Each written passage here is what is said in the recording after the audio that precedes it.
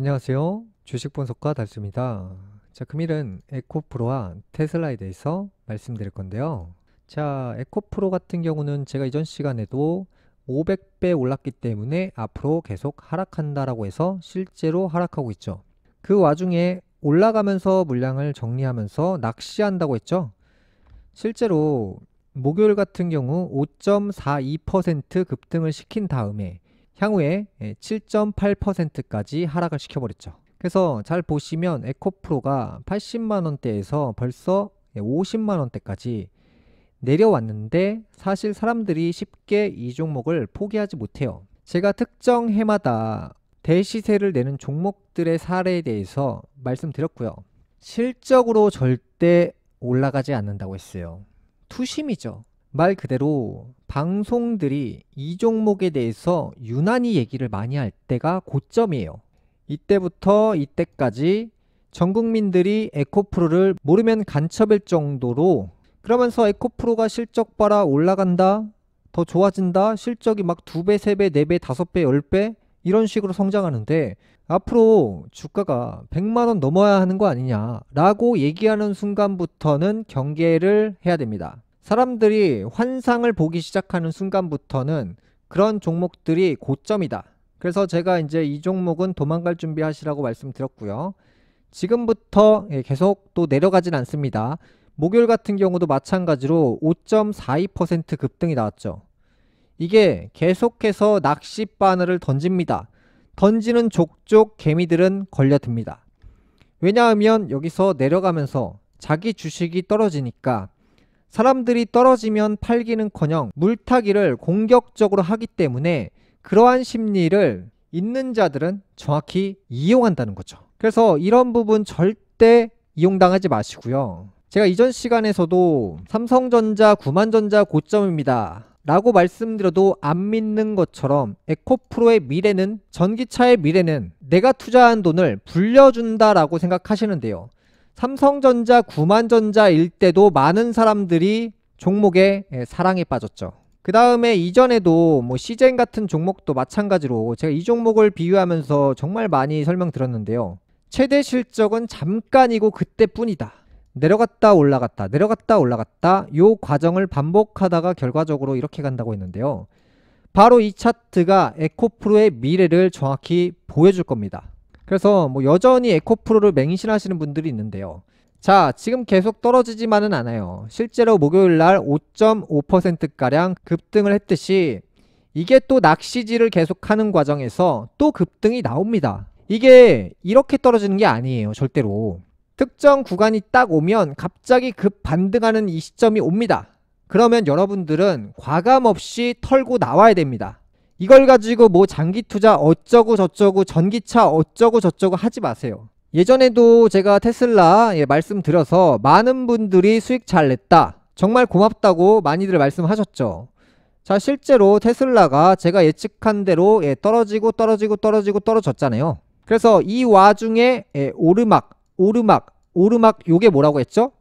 물량 정리하는 거다. 이 형태가. 사람들은 이게 반등이라고 생각하잖아요. 아닙니다. 있는 자들이 물량을 정리하는 거예요. 유명인 누가 이 주식을 들고 있다. 네, 광고성입니다. 아무리 유명한 투자자들도 그 뒤에 배후에 누가 있는지를 정확히 보셔야 돼요. 그래서 많은 사람들이 누가 가지고 있더라, 누가 보유했더라, 누가 샀더라 다 볼 필요가 없어요. 실제로 실세들은요 다 뒤에 있어요. 그래서 실제로 테슬라는 계속 빠진다고 말씀드렸고요. 실제로 많은 분들이 파셔서 저한테 참 고맙다라고 말씀하셨는데요. 그래서 제가 이번에도 에코프로에 대해서 강력하게 말씀드려서 탈출에 성공했다는 글들이 좀 보입니다. 여러분들이 결국에 장기 투자를 하시더라도 가능성 있는 종목에 장기 투자 하시라고 했죠. 바이오 주식 장기 투자 하세요. 그 다음에 이제 미국 경제가 결국 몰락하는 과정 속에서 사람들이 인정을 못하죠. 화폐가 몰락한다는데 누가 인정할까요? 미국이 몰락한다는데 누가 받아들일까요? 제가 삼성전자, 구만전자에서 박살난다고 했을 때, 테슬라가 300달러에서 박살난다고 했을 때 누가 인정을 했나요? 인정 안 해요. 나중에 시간이 지나면 결국에 제 방송을 기억하실 겁니다. 그래서 몇 가지 이슈에 대해서 조금 말씀드릴 건데요. 자, 이제 미국의 금리가 5.25%잖아요. 자, 그러면 미국의 1개월짜리 국채상품 금리가 5.7%가량 갑니다. 자, 지금 미국의 화폐 가치가 초전 박살나고 있는 거예요. 기준금리보다 국채금리가 더 높아지고 있는 상황이죠. 미국의 기준금리가 10%가 된다고 해도 이상할 게 전혀 없고요.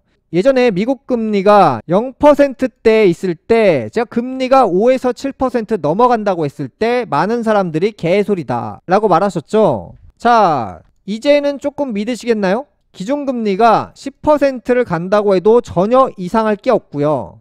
자, 기준금리가 10%를 간다는 건 지금 어떤 일이 벌어지는지에 대해서 이해하셔야 되는데요.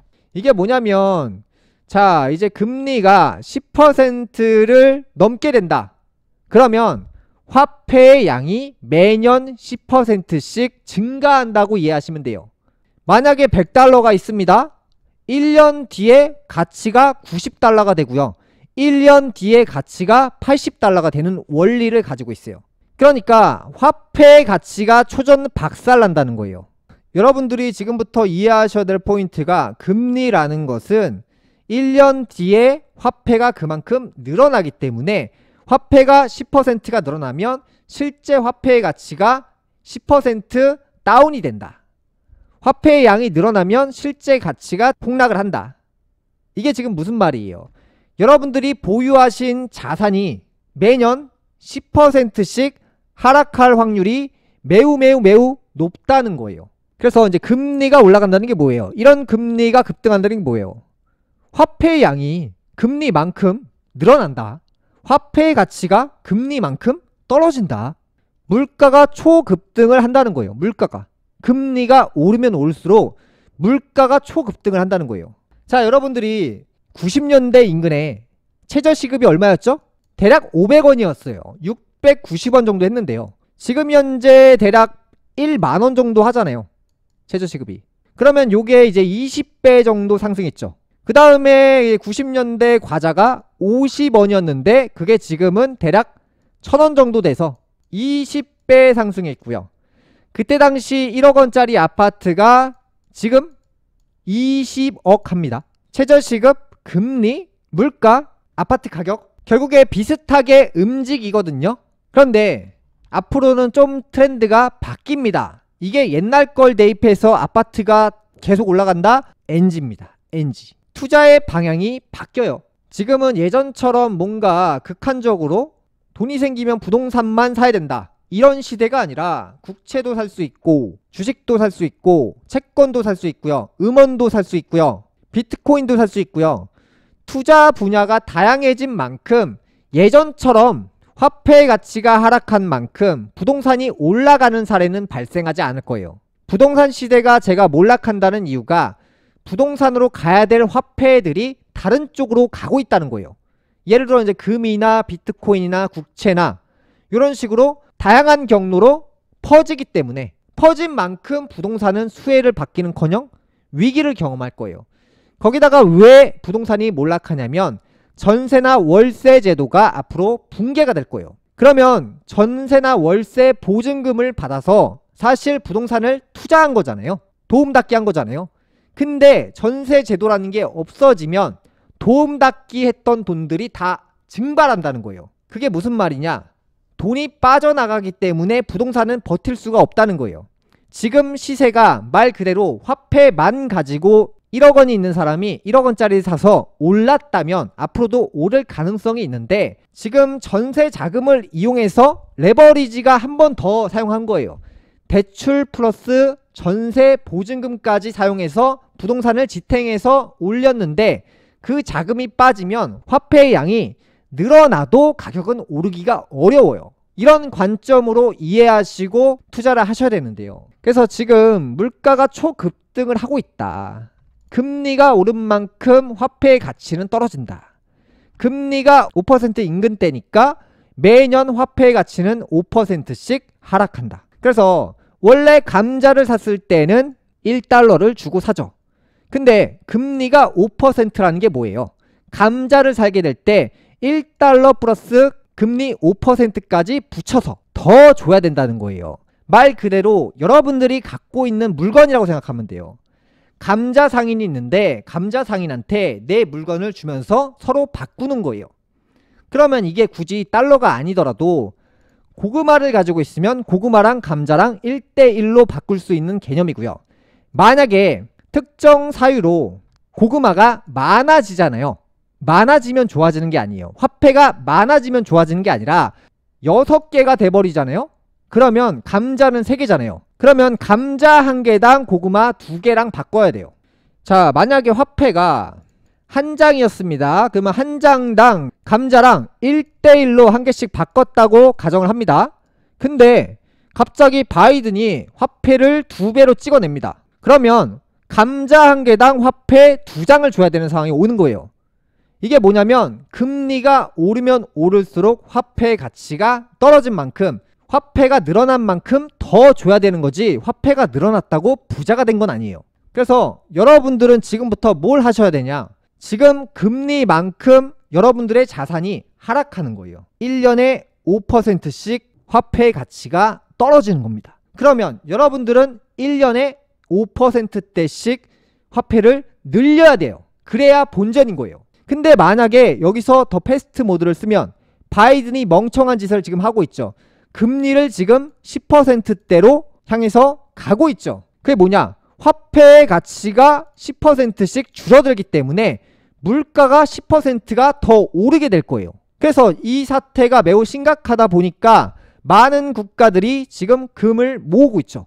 그래서 여전히 거짓말을 늘어놓고 있어요. 지금 미국이 1년 동안 금리를 인하한다, 동결한다, 계속 말만 하면서 결국에 1년 내내 금리를 올렸는데 금리를 또 인하하고 동결한다는 뉴스가 또 나오고 있어요. 이건 또 무슨 말인지 이해가 되질 않아요. 아니, 자기네들이 1년 내내 금리를 올렸으면서 1년 내내 금리를 올리면서 이런 뉴스를 보냈는데 이번에도 또 금리를 올리고 나서 금리를 내린다는 금리 인하 기대? 이게 지금 무슨 말인지 저는 이해가 되질 않아요. 미국 언론들이 거짓말쟁이라는 게 입증이 되고 있죠. 현재 전세계 각국 중앙은행들이 올해 1분기에도 금 보유량을 적극 늘린 것으로 나타났습니다.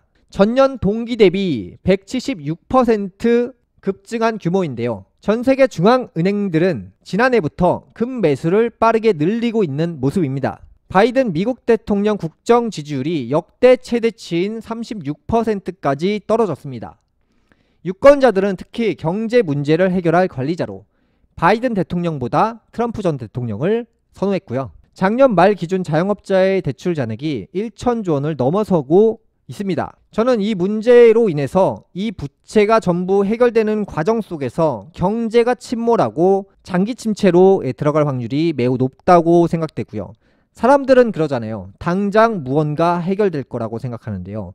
사실 이번 위기는요, 3년에서 5년 정도는 위기를 해결해야 될 시간이 필요합니다.